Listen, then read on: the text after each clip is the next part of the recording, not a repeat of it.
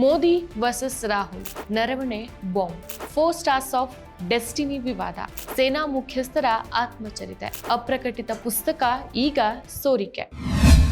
ನಮಸ್ಕಾರ, ಈ ದಿನಕ್ಕೆ ಸ್ವಾಗತ. ನಾನು ಜಿಎಂ ಪವಿತ್ರ.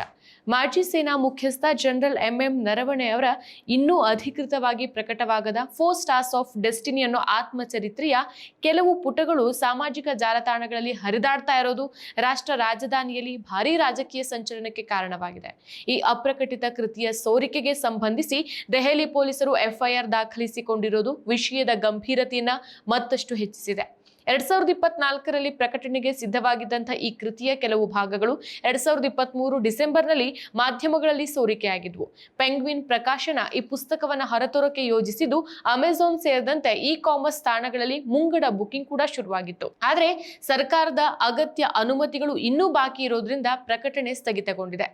ಈ ಪುಸ್ತಕದ ಆಯ್ದ ಭಾಗಗಳನ್ನ ಲೋಕಸಭೆಯಲ್ಲಿ ಉಲ್ಲೇಖಿಸಿದ ವಿರೋಧ ಪಕ್ಷದ ನಾಯಕ ರಾಹುಲ್ ಗಾಂಧಿ 2020ರ ಲಡಾಖ್ ಸಂಘರ್ಷದ ಸಂದರ್ಭದಲ್ಲಿ ಪ್ರಧಾನಿ ನರೇಂದ್ರ ಮೋದಿ ನೇತೃತ್ವ ವಿಫಲವಾಗಿದೆ ಅಂತ ಗಂಭೀರ ಆರೋಪ ಹೊರಿಸಿದ್ರು. ಸ್ಪೀಕರ್ ಹಾಗೂ ರಕ್ಷಣಾ ಸಚಿವರು ಈ ಪುಸ್ತಕ ಅಸ್ತಿತ್ವದಲ್ಲೇ ಇಲ್ಲ ಅಂತ ಹೇಳ್ತಿದ್ದಾರೆ. ಆದ್ರೆ ಇದು ನರವಣೆಯವರ ಸ್ವಂತ ಅನುಭವದ ಬರಹ, ಲಡಾಖ್ನಲ್ಲಿ ನಡೆದಂತ ನೈಜ ಸಂಗತಿಗಳನ್ನೇ ಅದು ಹೇಳುತ್ತೆ ಅಂತ ರಾಹುಲ್ ಗಾಂಧಿ ಸಂಸತ್ತಿನ ಹೊರಗೆ ಸುದ್ದಿಗಾರರ ಜೊತೆಗೆ ಪ್ರತಿಪಾದಿಸಿದ್ರು. ಈ ಹೇಳಿಕೆಗಳು ಸರ್ಕಾರ ವಿಪಕ್ಷಗಳ ನಡುವಿನ ಸಂಘರ್ಷವನ್ನ ಮತ್ತಷ್ಟು ತೀವ್ರಗೊಳಿಸಿದ್ದು ಲೋಕಸಭೆಯ ಕಾರ್ಯಚಟುವಟಿಕೆಗಳ ಮೇಲೂ ಪರಿಣಾಮ ಬೀರಿದೆ. ವರದಿಗಳ ಪ್ರಕಾರ ಈ ಗದ್ದಲದ ಹಿನ್ನೆಲೆ ಲೋಕಸಭಾ ಸ್ಪೀಕರ್ ಓಂ ಬಿರ್ಲಾ ಅವರ ವಿರುದ್ಧ ಅವಿಶ್ವಾಸ ನಿರ್ಣಯ ಮಂಡನೆಯಾಗುವ ಸಾಧ್ಯತೆಗಳು ಚರ್ಚೆಯಲ್ಲಿದೆ. ಒಂದು ಅಪ್ರಕಟಿತ ಪುಸ್ತಕದ ಉಲ್ಲೇಖವೇ ಸಂಸತ್ತಿನ ವ್ಯವಸ್ಥಾತ್ಮಕ ಸ್ಥಿರತೆಗೆ ಸವಾಲಾಗಿರೋದು ಈ ಘಟನೆಯ ಅಪರೂಪದ ತೀವ್ರತೆಯನ್ನು ತೋರಿಸುತ್ತೆ. ಜನರಲ್ ಎಂಎಂ ನರವಣೆ ಅವರು ಡಿಸೆಂಬರ್ 31, 2019ರಿಂದ ಏಪ್ರಿಲ್ 30, 2022ರವರೆಗೆ ಭಾರತದ ಸೇನಾ ಮುಖ್ಯಸ್ಥರಾಗಿ ಸೇವೆಯನ್ನು ಸಲ್ಲಿಸಿದ್ದಾರೆ. ಅವರ ಅವಧಿಯಲ್ಲೇ 2020ರ ಮೇ ಜೂನ್ ತಿಂಗಳಲ್ಲಿ ಪೂರ್ವ ಲಡಾಖ್ ಹಾಗೂ ಸಿಕ್ಕಿಂ ಗಡಿಗಳಲ್ಲಿ ಚೀನಾದ ಜೊತೆಗೆ ತೀವ್ರ ಸಂಘರ್ಷ ಉಂಟಾಗಿತ್ತು. ಗಲ್ವಾನ್ ಕಣಿವೆಯಲ್ಲಿ 20 ಭಾರತೀಯ ಯೋಧರು ಹುತಾತ್ಮರಾಗಿದ್ದ ಘಟನೆ ದೇಶವನ್ನ ಕಂಗೆಡಿಸಿದ ಅತ್ಯಂತ ನೋವಿನ ಅಧ್ಯಾಯವಾಗಿದೆ. ಆ ಸಂಕಷ್ಟದ ಸಮಯದಲ್ಲಿ ಸೇನೆಯ ನೇತೃತ್ವ ವಹಿಸಿದಂತಹ ವ್ಯಕ್ತಿಯ ಅನುಭವಗಳು ಸಹಜವಾಗಿಯೇ ರಾಜಕೀಯ ಮಹತ್ವವನ್ನು ಹೊಂದಿದೆ. 2020ರ ಗಾಲ್ವಾನ್ ಘರ್ಷಣೆ ಮತ್ತು ನಂತರದ ಲಡಾಖ್ ಸಂಕಟ ಭಾರತದ ಭದ್ರತಾ ಇತಿಹಾಸದಲ್ಲಿ ನಿರ್ಣಾಯಕ ತಿರುವಾಗಿತ್ತು. 1962ರ ನಂತರ ಮೊದಲ ಬಾರಿಗೆ ಸೈನಿಕರು ಗಡಿಯಲ್ಲೇ ಪ್ರಾಣವನ್ನ ಕಳ್ಕೊಂಡಿದ್ರು. ಈ ಘಟನೆ ದೇಶದ ಒಳಗಾಗ್ಲಿ ಹೊರಗಾಗ್ಲಿ ಗಂಭೀರ ಪ್ರಶ್ನೆಗಳನ್ನ ಎತ್ತಿತ್ತು. ಚೀನಾ ನುಗ್ಗಿತ್ತ, ಭೂಭಾಗ ಕಳೆದುಕೊಂಡಿದೀವ ನಾವು, ಸರ್ಕಾರ ಏನ್ ಕ್ರಮ ತೆಗೆದುಕೊಳ್ತು? ಆದ್ರೆ ಪ್ರಶ್ನೆಗಳಿಗೆ ಉತ್ತರಿಸೋ ಬದಲು ಮೋದಿ ಸರ್ಕಾರ ಮೌನ, ಗೊಂದಲಕಾರಿ ಹೇಳಿಕೆ ಮತ್ತು ನರೇಟಿವ್ ನಿಯಂತ್ರಣದ ಮಾರ್ಗವನ್ನೇ ಆಯ್ಕೆ ಮಾಡ್ಕೊಂತು.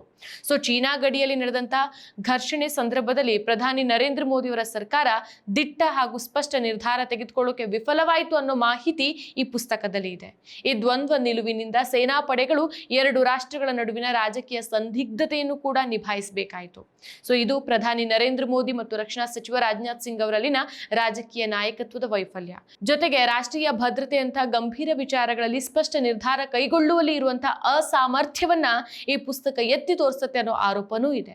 ಕೇವಲ ಚೀನಾ ಗಡಿ ವಿಷಯ ಅಷ್ಟೇ ಅಲ್ಲ, ಕೇಂದ್ರ ಸರ್ಕಾರದ ಮಹತ್ವಾಕಾಂಕ್ಷೆಯ ಅಗ್ನಿಪಥ್ ಯೋಜನೆಯ ಬಗ್ಗೆಯೂ ನರವಣೆ ಪುಸ್ತಕದಲ್ಲಿ ಅಚ್ಚರಿಯ ಸಂಗತಿಗಳಿದೆ. ಈ ಯೋಜನೆಯು ಸೇನೆಗೆ ಅನಿರೀಕ್ಷಿತವಾಗಿತ್ತು ಮತ್ತು ಇದನ್ನು ಜಾರಿಗೊಳಿಸುವ ಮುನ್ನ ಸೇನಾ ಪಡೆಗಳ ಮುಖ್ಯಸ್ಥರ ಜೊತೆಗೆ ಸಮರ್ಪಕವಾಗಿ ಚರ್ಚಿಸಿರಲಿಲ್ಲ ಅನ್ನೋ ಅರ್ಥ ಬರುವ ಸಾಲುಗಳು ಸಹ ಈ ಪುಸ್ತಕದಲ್ಲಿ ಇದೆ.